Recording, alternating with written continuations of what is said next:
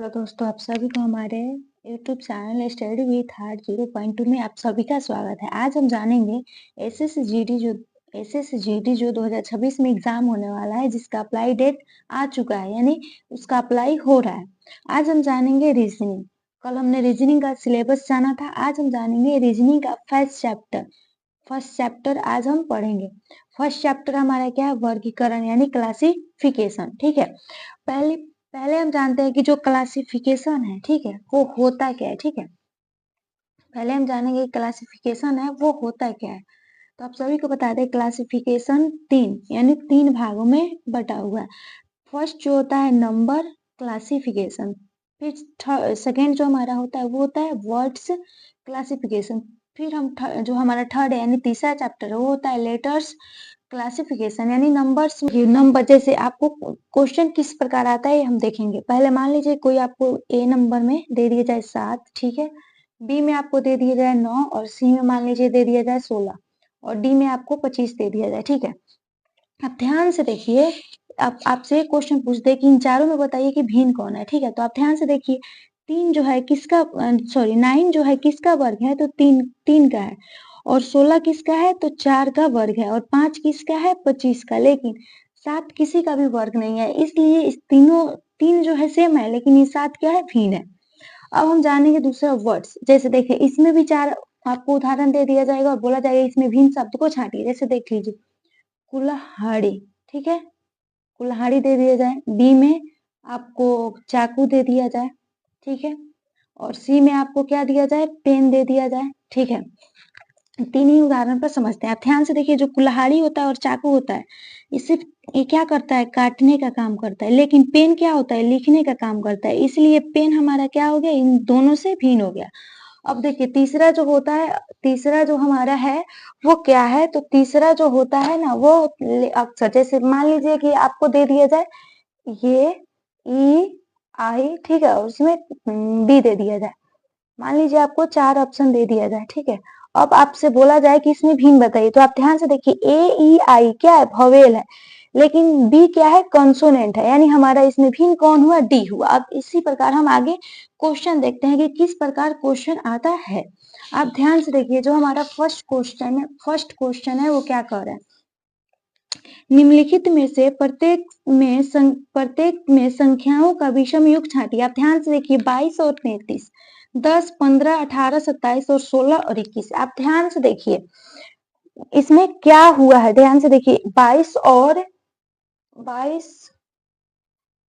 और जो क्या है, 22 और 33। ध्यान से देखिए, जो 11 गुना 2, मैंने इसमें 11 से हम 2 गुना किए हैं तो 22 हुआ है, और वहीं फिर 11 से 3 किए हैं तो 33 हुआ है।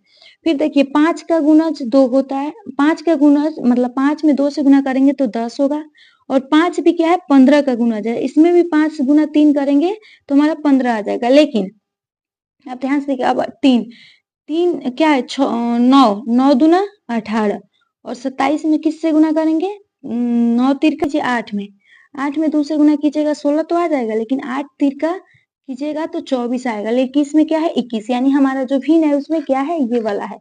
आप ध्यान से देखिए, 11 में 2 से गुना करेंगे तो 22 आएगा, 11 में 3 से 33 आएगा। लेकिन यही सेम यहाँ पे 8 दूना 16 तो होता है, लेकिन 8 तिरका यहाँ पे 24 होना चाहिए, लेकिन यहाँ पे 21 है, यानी हमारा जो भिन्न है वो क्या है, नंबर डी नंबर है।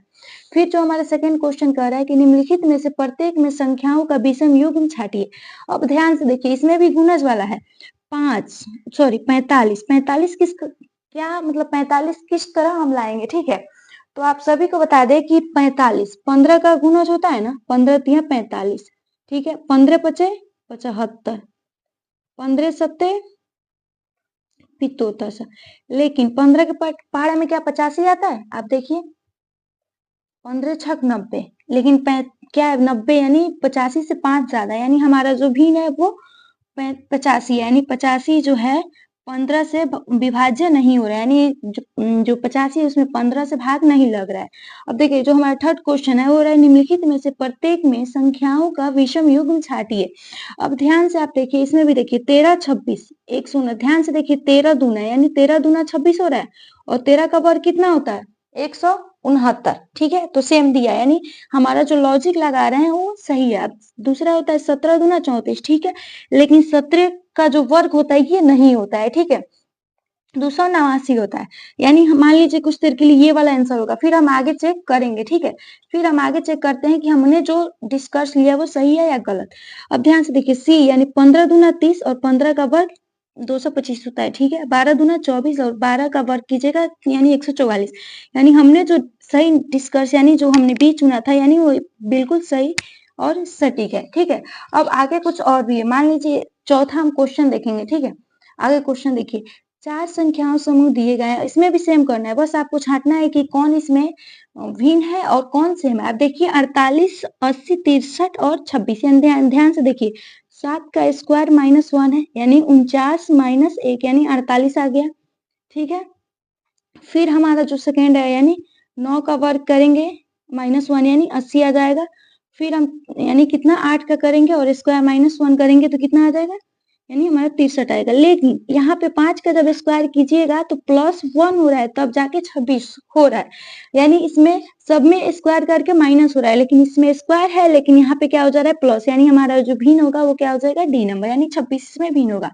अब हम अगला क्वेश्चन देखते हैं, इसमें भी आपको भिन्न छांटना है। आप ध्यान से देखिए कि अब इसमें लॉजिक क्या लगेगा। अब मान लीजिए इसमें तो ऐसा कोई वर्ग नहीं दिया है, तो इसको हम जोड़ेंगे, यानी 6 + 9 + 5 + 8 कितना होता है, तो ये हो जाएगा 28।